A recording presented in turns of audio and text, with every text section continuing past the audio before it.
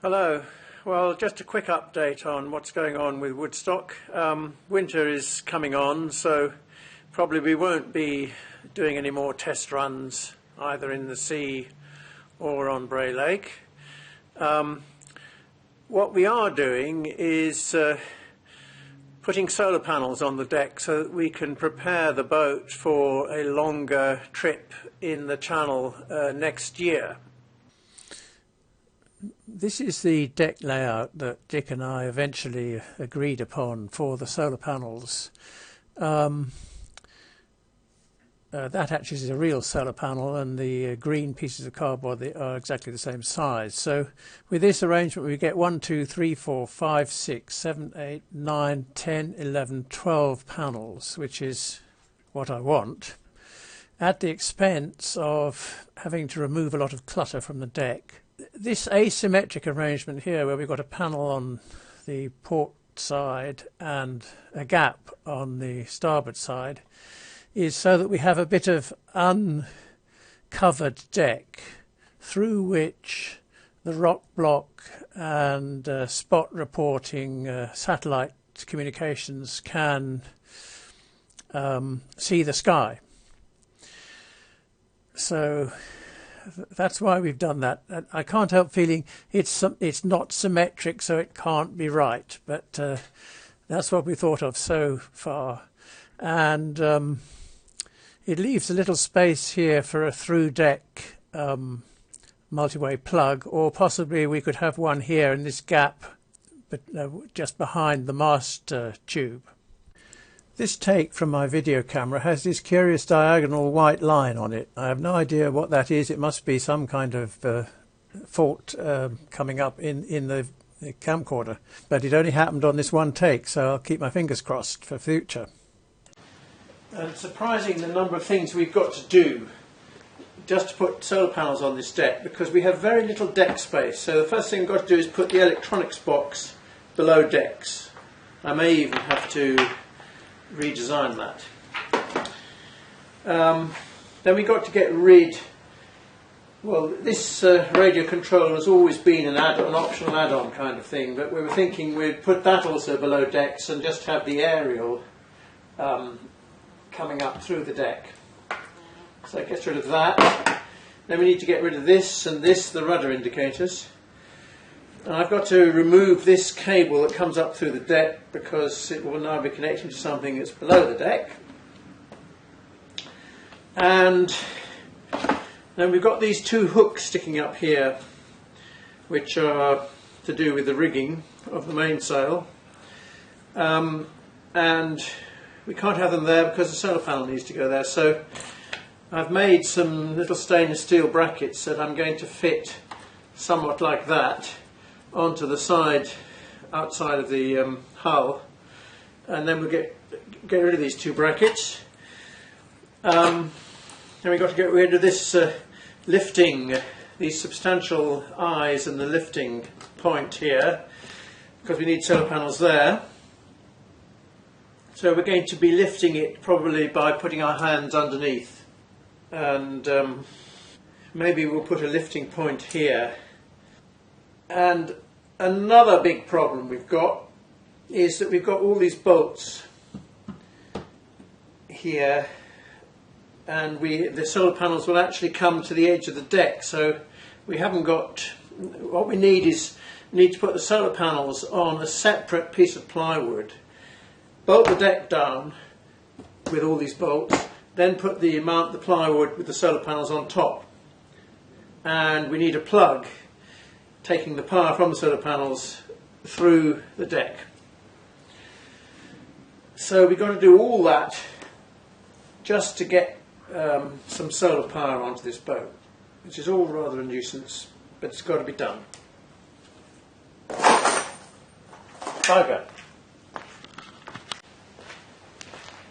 Then the other thing we need to do is replace this lead weight at the bottom of the keel with a couple of lead acid batteries, somewhat of this size, but it's a little bit smaller.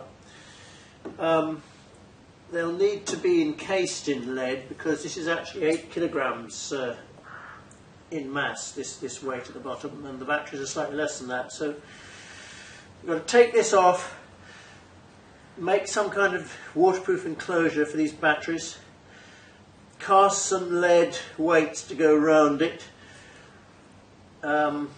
get an electrical and watertight connection from here up into the hull, and then we'll be ready for a longer journey in the sea. Well, I made a start on that by epoxying in a couple of wooden braces there, through which I will bolt those stainless steel mounting points. Meanwhile, Dick has been spending a lot of time in his attic. I'm not exactly sure what he's doing up there, but perhaps it's something to do with Dorian Gray. In the wider world, there is great progress on the Microtransat challenge. One of the challengers this year is a guy called Andy Osusky, who's made entries in previous years, which came a grief. As you can see, he's a young bloke and very talented insofar as he's made all his own carbon fibre and fiberglass hulls and wing sails and so on. He's made all his own printed circuit boards and written his own software and so on and so forth. And he is doing pretty well. I'll put links in the description to his various Twitter, Facebook and website if you want to have a look at it. But let's just see where his boat has got to. He launched it from Newfoundland, as you can see. I don't know, when was that? He launched it on the 8th of July. And it's been going relentlessly across the Atlantic towards his final waypoint here, which is the finish line of the Microtransat Challenge. It's a line that comes down west of Ireland. He was blown off course or taken off course by currents for a while, but he's managed to get back onto his course, and he has got a problem at the moment. If you look on these green things, we get very nice telemetry from the Iridium rock block satellite communications devices he's got on the boat, so which is delayed by 24 hours, but this one is for the 29th of September. And everything is working fine, except that the current consumption of the rudder seems to have gone up. And Andrej made a Facebook post about that, where he says weird things are going on since then. The average current consumption has skyrocketed from 100 milliamps to 270 milliamps, and the rudder's feedback is reporting an error. The only explanation for this is that the rudder servo requires more force to move the rudder. This may be a problem because the servo may wear out before very long. Well, we'll see. He's at least 2/3 of the way across the Atlantic, and so long as he isn't trashed by a storm or picked up by a fisherman, he's got a jolly good chance of actually making it to the finish. I've been doing some work on testing the efficiency of various voltage converters that one can buy off the internet, and I've also been working on designing my own voltage converter, and I've been doing some work on software controlled maximum power point tracking for the solar panels. That's to say, continuously adjusting the load on the solar panel so that it delivers the maximum power.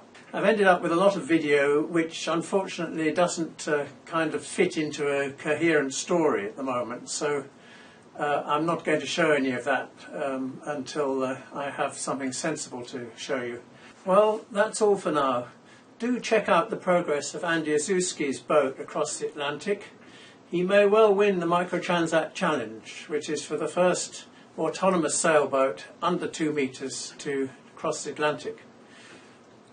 And thanks very much for watching.